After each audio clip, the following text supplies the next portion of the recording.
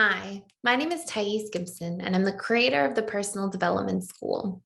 This is your daily breakthrough video, and in this video, I'm going to talk to you a little bit about why your relationships could fail as a fearful avoidant attachment style. So, this is me not blaming one person in the relationship. Obviously, it takes two people to make or break different relationship circumstances.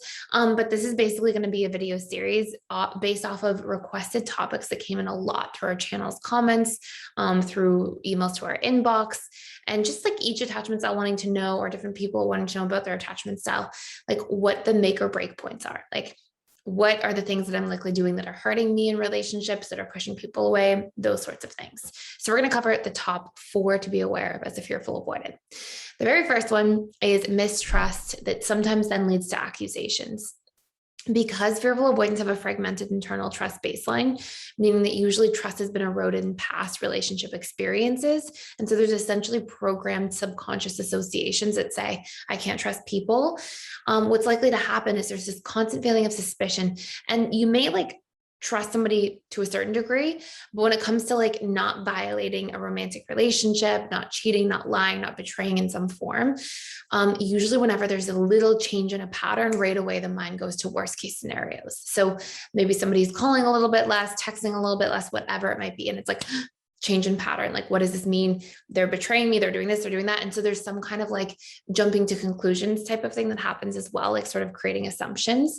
And this is actually a survival response, just so you know. So what happens is, if the mind has been through a lot of painful events in the past and then it remembers and projects the likelihood of them recurring, you're more likely to be able to be prepared for them and survive.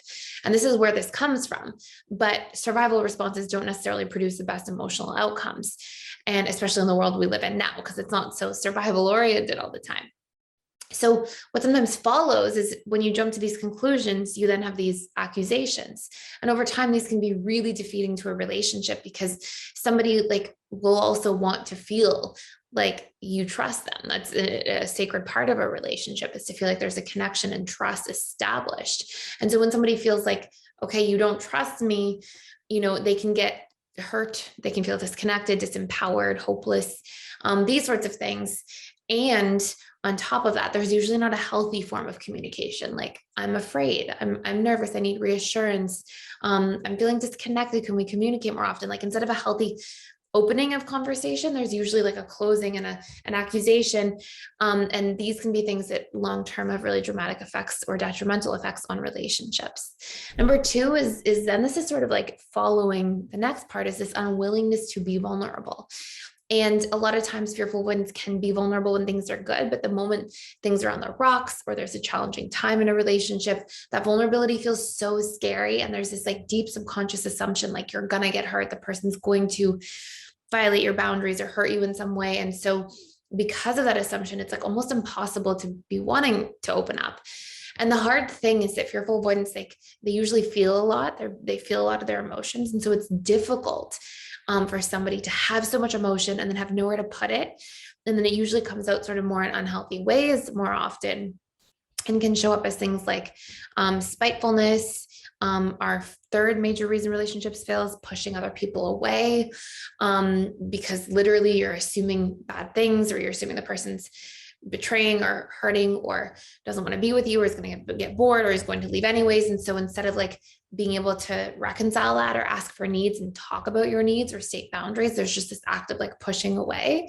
And that can go hand in hand with not having boundaries or expressing needs ahead of time as well. So all of these things are kind of together, but these are some major ones. And then our very last one is emotional dysregulation. And this is usually the result of past subconscious wounds stored at that level that are not being worked through, addressed, reprogrammed, healed. And so without that, you're going to keep running into the same problems over and over again, because your mind is going to keep jumping to the same types of conclusions.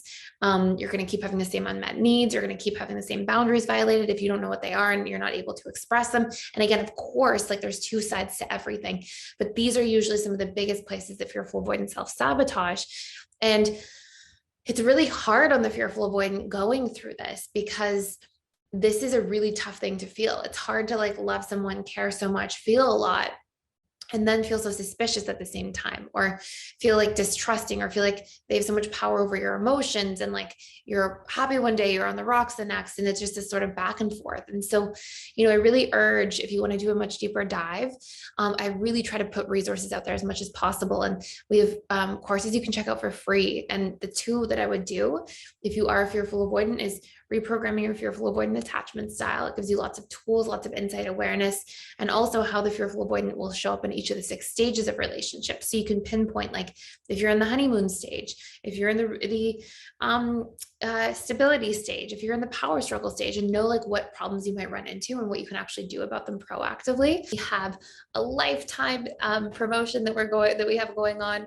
And essentially what this does is it gives you access to literally all of our 45 plus courses with all of the workbooks that come with it, all of the subconscious reprogramming exercises and tools. It also gives you access to our 4 live webinars per week and our entire social event calendar, which has social events, study groups, guided morning and evening routines, guided reprogramming exercises, technical support help all the time, feedback webinars where we get to chat with the community, social groups, like just literally a ton of stuff. There's essentially like 2 things per day at PDS. And you get that and accessible to you for life. And so that includes all past courses, all upcoming courses, and then of course the 4 live webinars I mentioned that I do every week with our students to answer questions, to add bonus content, and to really do a much deeper dive into just all the questions that people have. So you can check that out. We have a huge promotion going on. It's literally $1,000 off of our lifetime membership. We don't run these that often, so just wanted to put this out here. We get a lot of questions in the inbox all the time about them. And for people who are already members, if you've joined on recently, you can email our team at info@personaldevelopmentschool.com, and you can ask for any sort of discount rates coming in there because you've just recently signed up, and see if that can sort of fold into your lifetime membership payment. There's different payment plans, scholarship options we always have available at PDS if you reach out to our team as well. So check that all out. Thank you so much for watching, and I will see you in tomorrow's video.